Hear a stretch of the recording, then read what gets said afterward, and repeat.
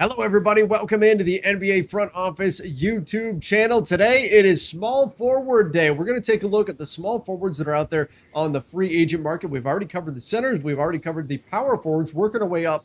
Today, we're going to get into the wings. Can't wait. A lot of interesting names, particularly one that just announced has a bit of an injury, and that is the man at the top of the list, Kawhi Leonard. Keith, lot to break down here with these players, and let's dive into it.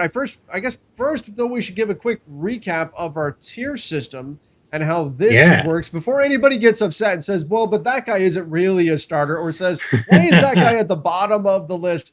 Let's give a quick refresher on that.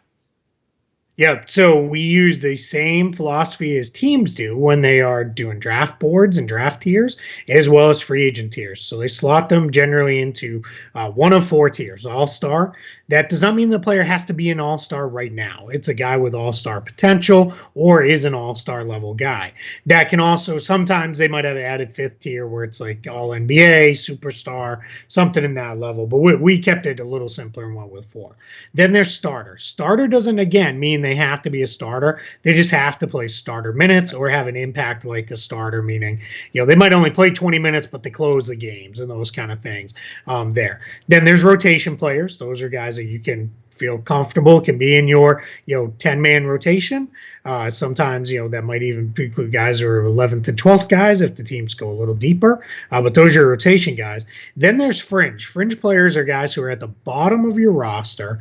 They're generally your 12th to 15th man, as well as your two-way players are going to fall here. The fringe group we did not rank, so if you're looking at this right now and you're seeing Cam Reynolds at the bottom, it's just alphabetical by last name, because you don't really rank the fringe players, because at that point it's personal preference, it's gettability, it's something factoring in there that you really want that guy. That's why you're going to go after him. Feel free to disagree with where we have people placed in the tiers. That's part of what this is all about. But there's your explanation on the tiers and how it works. So we're going to get into it. One all-star in this group. Before we even get into it, I think we Oh, got go I think ahead. we got to mention this. So for everybody who was so upset that Hassan Whiteside wound up at the very bottom of our list and fired off, we read the comments section, people, and fired off all those comments. You guys are crazy to put Hassan Whiteside at the bottom of the list. He's there because his last name starts with a W. That was it. Yeah. So just to If you want drive to that argue home. that he's a rotation guy, that's fine. Sure. But he couldn't even crack the Sacramento Kings rotation last year when they didn't have any healthy bigs. So I'll fight you on that one, if that's where we want to go. Now cue people, Kings are idiots. Yeah, all right, that's a whole other thing. All right, let's talk small forwards. Let's do it. Only one all-star in this group, and it's Kawhi Leonard. And news just broke today. You can see a video that we did where we were breaking down some other news of the day. Tail end of that video, we got into the Kawhi stuff, but added surgery for a partially torn right ACL. That was clearly the injury he suffered against the Suns in the Western Conference Finals that held him out, and now we know that he's hurt. That puts into question, what does he do? Does he opt in and then sign an extension? Does he opt in and just play out the year? Does he still opt out and go for the money he can get that way? There's a lot of reasoning why he should just opt in and then extend. There's also a lot of people who think, just opt in, play out the year, see where things are at. The question, my guess is, Kawhi Leonard's getting paid one way or the other. We just saw Kevin Durant miss an entire season, come back and be, fantastic and absolutely great, and look like he didn't even miss the beat. And he got the max. Klay Thompson, same thing, got the max. These injuries are not the career enders or even necessarily the career changers that they used to be. He's still 29. He doesn't even turn 30 for a bit yet, or he just turned 30. Which one was? Yeah, he just turned 30 just the other day. So I think if you're Kawhi Leonard, this sucks, right? And if you're the Clippers, this probably sucks. But my guess is the Clippers, or if he wants to go somewhere else, it's not going to change anybody's pursuit of Kawhi Leonard one bit. No, agreed. I think he's still going to get whatever he wants from whichever team he wants to go to. If that's staying with the Clippers, if that's going somewhere else, they will happily hand over the max. We saw it again. If Kevin Durant is going to get a max coming off of a torn Achilles, Kawhi Leonard's going to get a max as well. That's the way things are. In the Achilles at KD's age, the Achilles has been a career ender for a lot of guys. This is Kawhi's going to be just fine. He's not that we were saying start a GoFundMe for him, because I think he's okay anyway, but he's going to be all right going forward too. Kawhi's going to be Next just guy on fine. Will yeah, Barton, though. next guy on the list, Will Barton.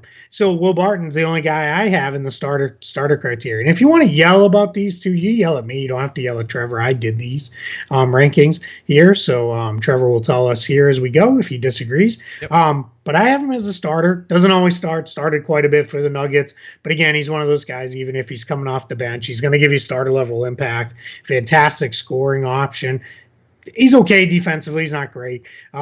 Question with him is he going to opt out or is he going to opt in? There seems to be mixed thoughts on that. Some people think he might opt in and say, all right, I'm going to go one more year. There's other people who say he might read this and say, this is a pretty crappy free agent class. I might be able to get paid a little bit more with that. So we'll see ultimately with Will Barton. But if he does opt out, my guess is he gets a decent chunk of money. He'd be opting out of $14.7 million too, just to give you a sense of what he'd walk away from. So pretty good chunk of change for him to leave, because I think in a normal free agent class, he's probably a mid-level type of guy. Maybe on the higher end if you're re-signing him, or if you're a cap space team that's specifically like you've got everything else filled out and you need a scoring wing, can start or come off the bench. But yeah, so we're gonna know here because he's actually got one of the earlier player option dates. It's coming up here, I believe. Really soon. So I'll double check that while you give your thoughts on Will Barton. Sure. Yeah. I mean, I like Will Barton a lot. I think that he's a guy, obviously he's dealt with some injuries, but he's a guy who could come in and really help a team out. And looking around the landscape of the NBA, there's a lot of teams that want the things that not just Will Barton, but these players on this list can provide. I mean, right now, the 3-and-D style wing player, particularly if you can create a little bit off the bounce as well, that's what teams are looking for. There are teams that are willing to pay for that. It's kind of the inverse of the center position, where right now the traditional plodding rim protecting center, it just doesn't get paid the same way anymore. If you can shoot the ball and you can defend on the wing, you're going to get paid in the NBA. So yep, I could see Will Barton looking at this scenario and saying, yeah, maybe this is time to opt out.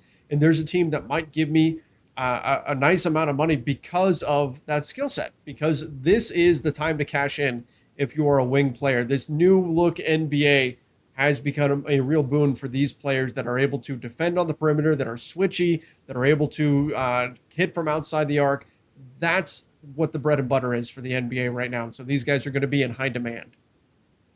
Yeah, absolutely. And then when I think, and I checked, it's the end of this week. It's this Saturday, as we're recording this on the 13th. So it's this coming Saturday. He's got one of the earlier player option dates. I think it's the 17th. I should have looked at the actual date instead of just the day. It is the 17th. That's what I've got curtain, for Keith. it. I'm going to post this in like a few days. Peel back the curtain. We totally recorded this ahead of time. It is true. We did record this ahead of time. So, yeah. So if it comes out that Kawhi Leonard's retiring because he's just fine and doesn't need a GoFundMe, that's why we didn't have it. All right. Sorry. Yeah. Peel back. There is a man behind that curtain. The rotation group here is actually pretty good. I think this is one of the better rotation groups here. Kelly Oubre Jr. I've got him at the top. You could argue he should be in the starter group. I wouldn't fight too much. If you wanted to put him in there, I think that's fine. I think ideally, though, he's probably coming off the bench on a really good team, which is what should have happened this year. I think at Golden State, that was their hope. But, that didn't play out that way. Then the next guys, bunch of veterans in here, guys who are, a little different. I think Torrey Craig, Nick Batum, the interesting thing there is those were guys who were on the minimum. I think they've probably both, good chance they've played themselves off of it. For sure. Batum's, that one's slightly more interesting just because he's going to be 34, or actually he'll be 33 early in next season. He's just back on the minimum because the Clippers don't want to go any further with him. Craig, though, not as young as you would think. He's going to be 31 because if you remember, he's only been in the NBA for 3 years, but he got to the NBA very late. Right. So that's one where, that could again, but I think his defense has shown he should probably get paid more than the minimum. I think he's a guy I'd feel comfortable giving some leftover cap space to if I was a good team, or some part of my mid-level with those guys. And then you get into, it starts to really kind of become personal preference with a bunch of these guys, because Trevor Ariza, Yeah, he's been starting a lot, but Gonna be what, probably should be 36, I believe. let's Getting up see. there. Man, you are on it. There 36. you go. Hey, 2 weeks ago he turned 36. happy Yeah, happy birthday. birthday, Trevor Happy Ariza. birthday. Good first Um, name. right? we're a little belated. But yeah, I hope he's still in the league next year. This was his 17th Oof. year. This past year too. Yep. So he's been around for a while. Derek Jones Jr. Didn't exactly work out. We'll see. He may just, I think, opt in and take his 9.7 million and say, I'm going to stick for that and go, because they may not get that again. That's mid-level money, and he may not see that come his way. James Ennis, shooter, shooter who sometimes doesn't really shoot all that well. Just turned 31 too, so you're kind of seeing right at the theme here. These guys are now all getting up there in age. Solomon Hill, he's 30 now. Maurice Harkless, he's one of the younger guys here. He just turned 28. Of this group. I've always liked Mo Harkless, man. I always want more out of him. He never seems to do that much. And then after that, it starts to drop off. Andre Iguodala didn't look very good to me this year. Mm-hmm. I think we're getting pretty close. To talk about getting up there, he is 37. He'll be 38 early in this season, or at the end of January. So I guess midway through the year, 17 years as well, like Ariza. My guess is he catches on with a contender late, and that's probably it for him. He's probably kind of going.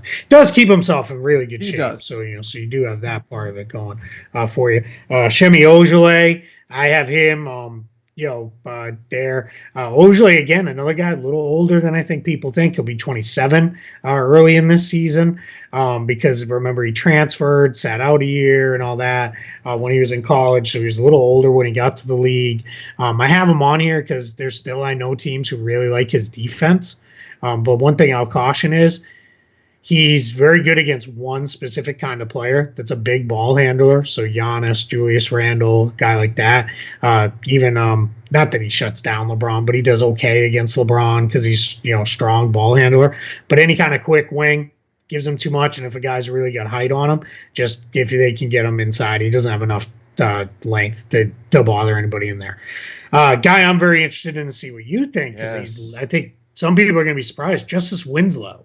Kind of low on this list.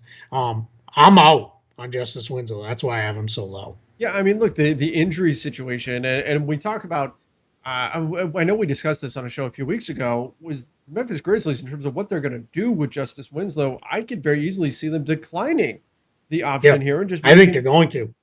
I think it makes more sense to go that route. I mean, he's only 25 years old. Somebody's going to take a chance on him, but I don't look at him as a guy that somebody's going to really pay up for. Some of the guys that are on this list, I think, are going to get more than he will. And again, we talk about Will Barton. You look at how many guys that are on the list so far that have the skill set that teams want, but they're not the age that teams want. They're kind of starting to be on the downward slope. That's where a guy like Will Barton might say, hey, okay, time to cash in here, right?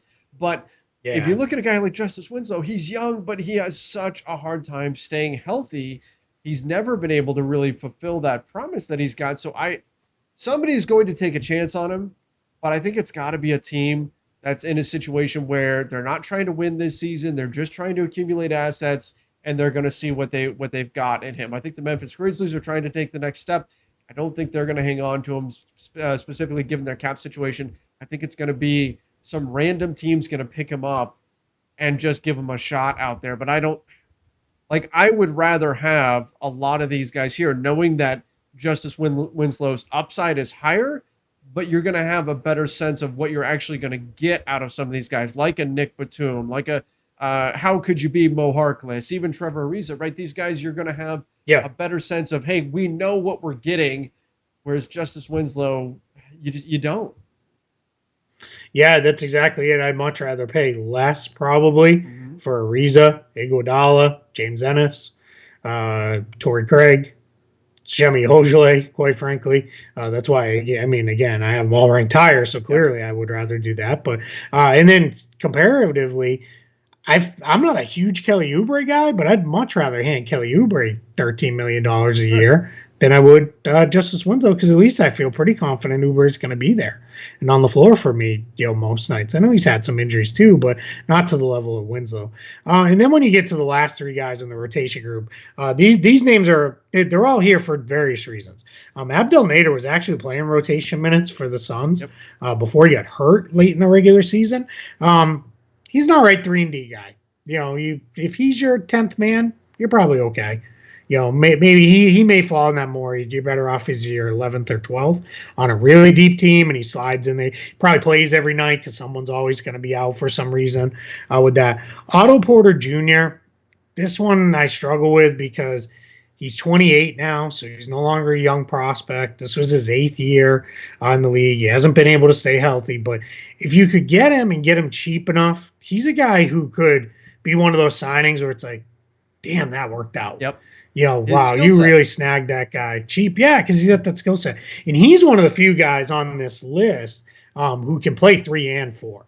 Now, he's going to lose some weight to get back to being able to play the 3 because last time we saw Otto Porter, he was looking a little bit more like me than I'm comfortable with. So, let's be careful on that one with him. But, yeah, but if you think you can get him and get him, semi-healthy, he's a guy that I could see a team that's really kind of dancing around cap issues, Clippers, Lakers, maybe even the Suns next year, the Bucks, all those teams, I could see them snagging him on the cheap and then him really outplay. He could be like the Nick Batum of this year. Absolutely. Where it's like, wow, what an important signing that turned into. And then this one I'm super uncomfortable with is Denzel Valentine. Yeah. Here's the weird thing with Denzel Valentine. He's coming off his rookie scale deal. So he's only got 5 years of experience. But again, another guy, he's going to be 28 early in this season. This is why teams, just to kind of add in a draft piece here, it's why teams don't like drafting guys who are 22 or 23 years old. They rather go with the 19-year-olds because by the time they're finished, he's already 28. If you're going to get, let's just say he was good, really good, and you're going to give him a 4 or 5 year contract, he's a 2-contract guy, right? Because of where he came into the league at the age he came in at. So that one's a little tricky. Now, I'm going to own this right now, and I have no good reason for this. So I will say this right now. Okay. I like Michigan State players. I don't know why. I didn't go there. I know I'm wearing Michigan State colors right now, but I promise I didn't go there. I don't have any attachment to the school. I just irrationally think they're all going to be good when they get to the NBA, and then I believe in them far longer than I should. Gary Harris, I'm still very much a believer in that he's going to get his career back on track and figure it out. So that's probably factoring into my Denzel Valentine analysis. Well, I guess that's fair. But you know what? I think your point about the age thing, and at least you're recognizing your own bias there. But the age situation, I think it's important, especially when we're looking at this draft and we talk about a guy like Chris Duarte, right, whose name has popped up a lot. Yeah. I mean, he's going to be 24 at the start of next season. Like, those things matter. That doesn't mean you don't draft him, but it's just something that you have to consider and something that is a factor. Yep. And we're seeing it here play out with Denzel Valentine. And then you look at, the restricted list, or not the restricted, the fringe list that's mostly restricted players on here. Yeah. I don't see. Probably the guy I think here who has the most upside is Isaac Bonga. Yeah. Because he's only going to be 22. So talk about a guy who's still good, super young. So there you've got a lot of upside in a guy like him. So that I could see him being somebody that someone grabs. Also, Ignas Brazdeikis, he actually played okay with the Magic late in the year. Mm-hmm. So he could be a guy, but like the names you might know. So Stanley Johnson, just there's no reason to spend money on a guy like that anymore. Because you're just better off going with a young guy. And you can even see there's a couple guys on this list who have already come off because they're already headed overseas. James Nunnally, Cam Reynolds. They've already signed contracts overseas. So and that's probably them and their agents reading this very right and saying, yeah, let's go take the guaranteed money overseas and a guaranteed job. Because what's factoring in with those overseas is we're a month behind on the NBA calendar. Yeah. Overseas teams are filling their spots now. And if you're a James Nunnally or a Cam Reynolds who – you probably catch on and go to camp with a team or something like that, you're going to miss out on money overseas because it'll all be gone by the time NBA training camps are over. Yeah, you go through camp and you get cut. Suddenly you're left with nowhere to go. And that you could go to the G League, but you're going to make more money overseas. So go overseas, get your money. You can always come back to the NBA later. And we see that happen every year with a handful of guys. So, so it's not this position – much like the power forwards, much like the centers, you got some good depth options in here. You got a couple guys in Barton and Oubre who could change teams that could be really difference makers. Now it'll get better in the next two, I promise. We've got a lot of good, pretty good shooting guards and some really good point guards. Right. Point guard, spoiler alert, that's the best position in free agency this year by far and away. But yeah, so it's just, I mean, this position was just decimated when guys signed extensions. This and the power forward group, we took a ton of really good players off the list with extensions, which good for their teams. Right, you got that done and go, but also this is why you could see James Ennis getting $5 million from somebody where it's just, hey, we gotta spend it, let's get him in here versus something else. So it could be this could be if you really believe in Justice Winslow, you might be able to snag him on the cheap and really get something. If you could get him for 3 years, $7 million a year, $21 million or something. That might not be the end of the world because you might be able to find enough upside out of that to make it workable. Yeah, you just have to be willing to take that risk, and that's kind of what the theme of this group is. There's not a lot of surefire guys here, but like you said, there's a lot more coming up at the shooting guard and then especially the point guard position, which is why we saved that one for last. But we appreciate you guys tuning in. Make sure you do comment down below. Give us your thoughts on the small forward class for free agency this year. And don't forget, subscribe right here to the NBA Front Office YouTube channel. Turn on those notifications and give this video a like. Till next time, stay safe and see ya.